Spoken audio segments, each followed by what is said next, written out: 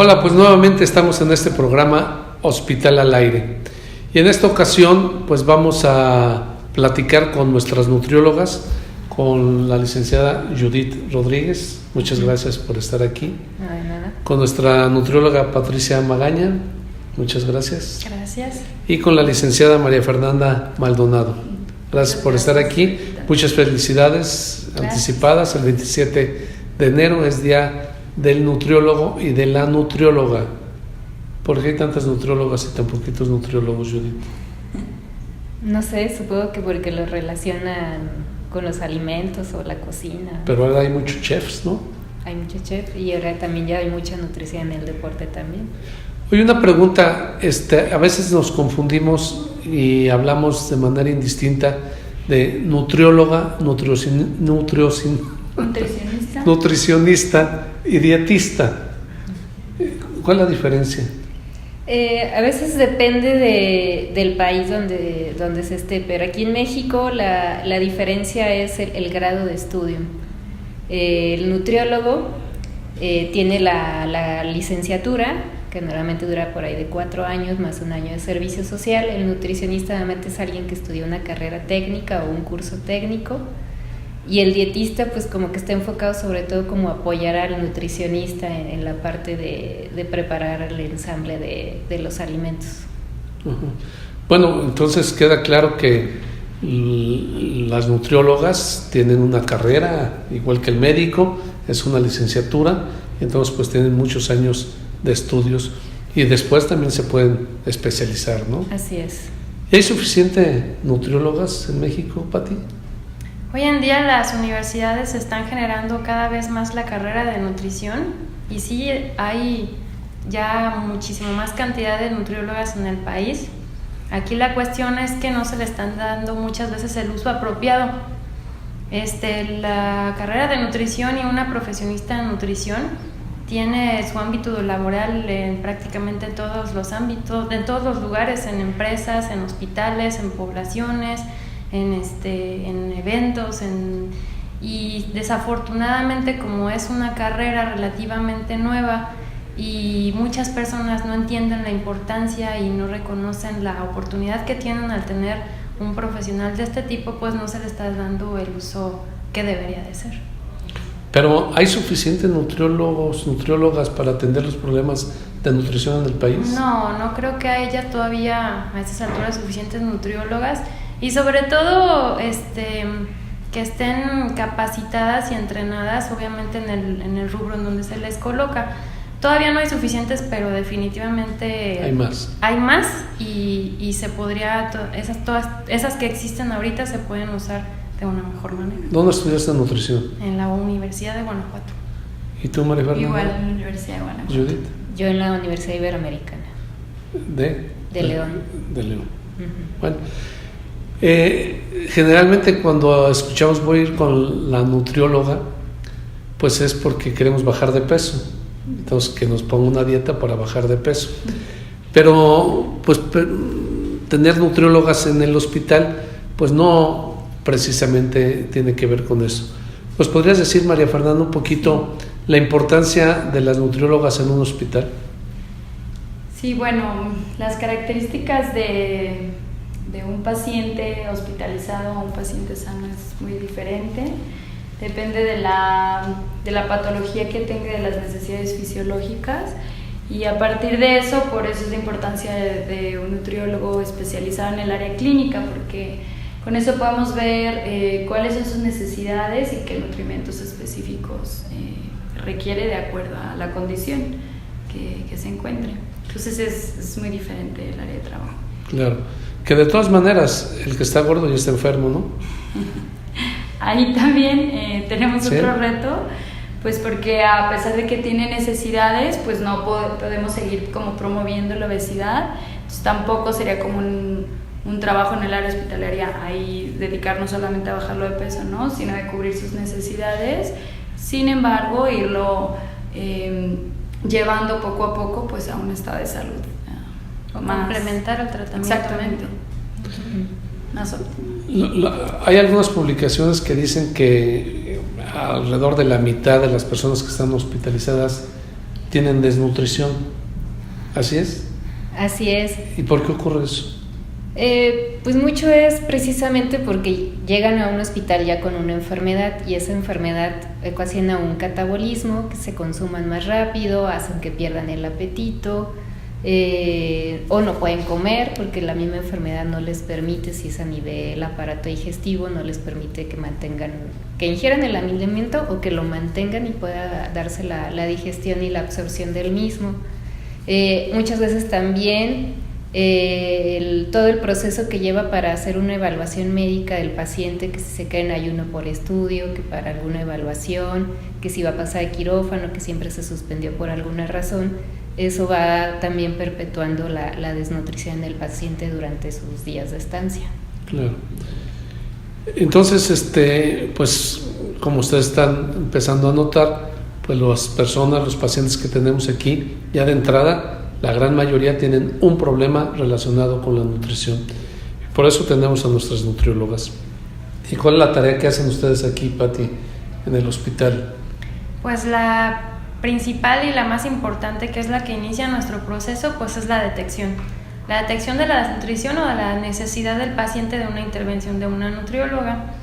En cuanto a, ya que se detecta esta necesidad, es bien importante estudiar al paciente como un individuo, ya que no se puede generalizar, sobre todo en un hospital de tercer nivel.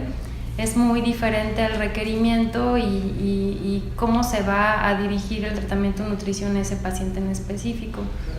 Y después de eso, pues hacer el seguimiento y que el tratamiento nutricio tenga un efecto en revertir o en frenar un poquito la desnutrición hospitalaria que tiene el paciente, o como comentaba ahorita, como un complemento hacia el tratamiento. Definitivamente un tratamiento nutricio no es solo relacionado al estado nutricio, también puede ser parte del tratamiento médico que está dirigido a la enfermedad específica que tiene el paciente. Así es. Y cuando tenemos los pacientes aquí, María Fernanda, cuáles son las repercusiones que tiene en la salud, que ya de por sí pues la tiene dañada el paciente, la mala nutrición? ¿Cómo impacta en la salud del paciente el no estar bien nutrido? Bueno, el tener un paciente con desnutrición lo hace más propenso tiene más riesgos de infecciones, puede retrasar, por ejemplo, la cicatrización, incluso puede aumentar los días de hospitalización, aumenta los costos de cuidado de la salud. Es tan importante esto que incluso puede aumentar los costos de cuidado de la salud del paciente en un 300%, tan solo por el hecho de tener desnutrición. Y bueno, que sea más propenso a otras complicaciones, por eso es tan importante atender esto de manera integral, ¿no? Claro. En el hospital tenemos una gran cantidad de pacientes en el área de oncología con cáncer, ¿no? Así es. ¿Ese es el mayor número de pacientes que ustedes atienden, pacientes con cáncer? Bueno, lo que a mí respecta, sí, y en general yo creo que tanto adultos como pediatría, el grosor de pacientes que nos piden que sean atendidos por nutrición son del área de oncología y hematología. ¿Y cómo ayudan ustedes en su intervención a los pacientes con cáncer? ¿Qué es lo que les ayuda en su recuperación o en su tratamiento? ¿Cómo actúa una mejor nutrición allí? En ambas cosas, tanto ayuda a que si está mejor nutrido, sobre todo hablando desde el aspecto de la proteína, responda mejor al tratamiento de quimioterapia o radioterapia, tenga presente menos complicaciones secundarias no deseadas del tratamiento de quimioterapia como náusea, vómito, diarrea, y por lo tanto una recuperación más rápida, o incluso si el tratamiento es quirúrgico, que también sean menos las complicaciones durante la cirugía y la recuperación sea más rápida. Entonces es importantísimo, realmente, pues sí, la mayoría de los pacientes que atienden ustedes tienen un problema oncológico, ¿no? De cáncer. Así es. Aunque hay de todos, ¿no? Me imagino que hay muchos otros tipos de pacientes que llegan con un problema de nutrición identificado, que tienen la intervención de ustedes, ¿no? Así es, o que lo presentan, no sé, secundario a la cirugía, por ejemplo, los pacientes tal vez de cirugía de cabeza, que en algún momento después de cirugía no podrán ser alimentados por vía oral de manera independiente, hay que colocarles una sonda para alimentarlos en lo que se van recuperando y para precisamente evitar que se prolongue su estancia y se complique. Claro. Y aquí en el hospital tenemos también un servicio de bariatría en donde los pacientes los operan para tratar la obesidad mórbida. ¿Quién de ustedes está metida en el tema? Tú, Judith. A ver, platícanos ahí también de esta área del hospital, que es tan importante porque es un tratamiento de alta especialidad, ¿no? Para la obesidad mórbida. Así es, este programa se creó alrededor del 2010 aquí en el hospital. Es un protocolo donde es multidisciplinario, donde entra no nada más el cirujano bariatra, entra el endocrinólogo, entra medicina interna, entra psicología, psiquiatría, si se ocupa cardiología y neumología principalmente. Es un protocolo que inicia desde antes de la cirugía con la finalidad de valorar al paciente que esté en condiciones de recibir la cirugía y que precisamente la cirugía vaya a ser un beneficio en vez de un riesgo. Son pacientes que se operan teniendo un IMC mayor a 40 o mayor a 35 con comorbilidades que no se pueden de momento controlar médicamente, como diabetes, hipertensión, apnea del sueño. Este proceso se lleva con la finalidad de que esté en las condiciones para entrar a quirófano. Tiene que modificar hábitos de alimentación desde el punto de vista nutricio antes de la cirugía. Y pues esta cirugía a nivel mundial, digamos que se inventó con la finalidad de tratar de contrarrestar el problema de la obesidad que hay. El 70% de su población adulta con sobrepeso y obesidad, y la cirugía se creó con la finalidad de contrarrestar la obesidad, sobre todo mórbida, que se ha visto que al ser muy complejo su tratamiento, a veces solamente con el hecho de modificar hábitos de alimentación, no es fácil reducir el peso, porque va muy de la mano a veces con trastornos psicológicos. Es como una droga. Para alguien se refugia a través de las drogas, del alcohol o del cigarro, y muchos se refugian atrás de los alimentos. Claro. Entonces por eso es que es importante el trabajo en equipo. Entonces en este protocolo primero ustedes intervienen, junto con los médicos, para que haya una dieta durante un tiempo, y si la dieta no funciona, pues entonces ya se considerará el tratamiento quirúrgico, ¿no?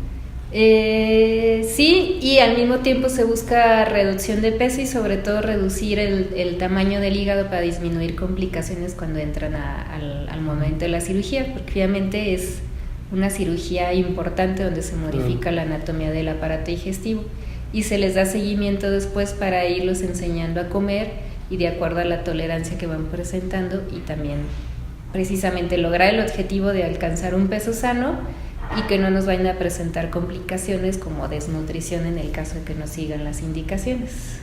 Oye, y de los pacientes que llegan aquí ya para entrar al protocolo para un tratamiento quirúrgico, ¿en cuántos pueden tener éxito esos 6 meses de dieta o de enseñarles a comer mejor, que puedan evitar la cirugía? ¿Sí es importante, o la verdad es que los que ya son mórbidos van a terminar en cirugía? Normalmente van a terminar en cirugía. Lo ideal sería pues que no llegaran a la cirugía. Y muy pocos lo consiguen. A lo mejor en todo este tiempo que llevamos, a mí me han tocado como 3 que dicen, ya no me opero, voy bien así y yo voy a seguir bajando de peso sin la cirugía. No, yo creo que no es ni el 5%. Eso es. Pues sí, es un tema muy importante. Aquí se da esa atención a los pacientes, como ya se dijo, con obesidad mórbida, se les realiza una cirugía. Decía Hipócrates que la mejor medicina era el alimento, ¿no? Así es. Pero el que no puede comer, ¿cómo lo alimentan? Pues ahí es donde viene el término de soporte nutricio especializado. Específicamente, como comentaba Judith, muchos pacientes, cuando el estado de gravedad no les permite comer por sí mismos por vía oral, entonces es cuando es necesaria una sonda de alimentación o una nutrición parenteral. En el caso de una sonda de alimentación, el soporte nutricio es relativamente más sencillo porque simplemente la forma en la que se entrega el alimento al paciente es diferente. La nutrición parenteral es un soporte un poquito más complejo porque es una alimentación depositada por medio de accesos venosos y es un poquito más complicado porque puede tener un poquito más de riesgo si no es un diseño correcto. María Fernanda, ¿en qué paciente está indicada la alimentación parenteral? Pues la alimentación parenteral tiene dos indicaciones principalmente. Una, cuando el paciente no puede ser alimentado por vía oral o enteral, o cuando no cubrimos sus requerimientos por vía enteral, es decir, que sí estamos dando un aporte por vía enteral, pero no logramos llegar a su 100%, por lo tanto puede ser un soporte mixto, en donde podamos indicarle nutrición parenteral para complementar el aporte que ya le estamos dando por vía enteral.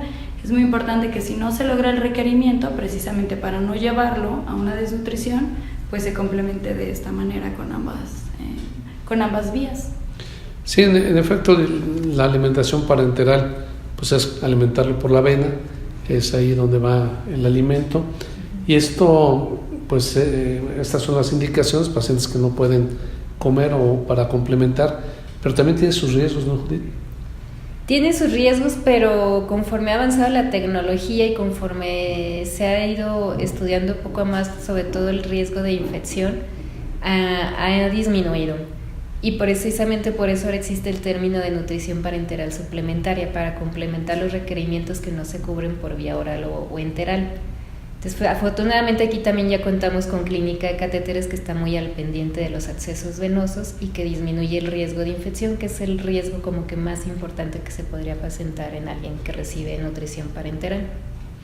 Claro. Bueno, este es un servicio que es complementario, es un servicio subrogado dentro del hospital, sobre todo la alimentación parenteral, en donde se tienen pues todos los cuidados para hacer esta alimentación y asegurar al paciente que lo que se le está pasando por la vena pues tiene todas las medidas de seguridad para que no le vayamos a causar otro problema, ¿no? Y también son en la mayoría pacientes con problemas de cáncer, ¿no? Yo creo que como un 50% sí, y como dice, el servicio está subrogado, nos da una seguridad sobre todo desde el aspecto de químico en cuanto a la estabilidad de la mezcla. De nuestro conocimiento depende que reciba los nutrientes adecuados en cuanto a lípidos, proteína, hidratos de carbono, los macronutrientes, pues para evitar que le demos un daño desde el punto de vista metabólico o falla renal o falla hepática por no cuidar ese aspecto. ¿Y el otro 50%? El otro 50% son pacientes quirúrgicos que por alguna razón se complicaron y están en ayuno, y pues necesitamos dar el soporte nutricio para evitar que se prolongue más esa estancia. Y que no se vayan a desnutrir. Así es. Bueno, pues esto es el servicio de nutrición dentro del hospital. ¿Nada más son ustedes tres? Sí. Fíjense nada más. Un hospital con 184 camas, tenemos 3 nutriólogas, pero son muy buenas nutriólogas y muy trabajadoras que se dan abasto para atender todas las necesidades de nuestros pacientes.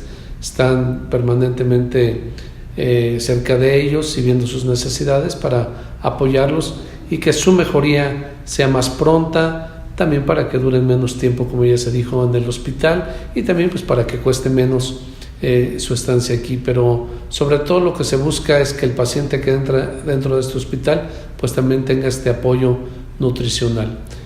El 27 de enero entonces es día de la nutrióloga. Muchas felicidades. Gracias. ¿Por qué se festeja ese día? Porque ese día fue cuando en México se registró la Asociación Mexicana de Nutriólogos en el país. Ah, ok.